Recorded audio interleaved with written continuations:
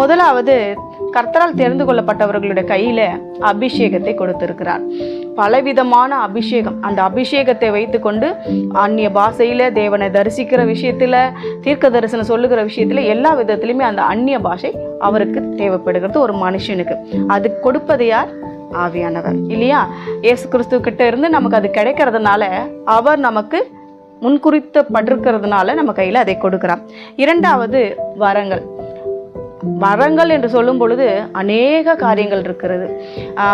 தீர்க்க தரிசன அபிஷேகம் இருக்கிறது, சுகமளிக்கிற வல்லமை இருக்கிறது, பிசாசுகள் ஓட்டுகிற வல்லமை இருக்கிறது, ஒரு மரித்தவனை உயிரோடு எழுப்புகிற காரியங்கள், அநேக விஷயங்கள் இந்த வரங்களிலே காணப்படுகிறது. வரங்கள் என்று சொல்லும் பொழுது பல விதத்தில் இருக்கிறது. முக்கியமாக இந்த ஊழியம் 5 விதமான ஊழியம் சொல்லப்பட்டிருக்கிறது இல்லையா? தீர்க்க தரிசன ஊழியம், மேய்ப்பன் ஊழியம்,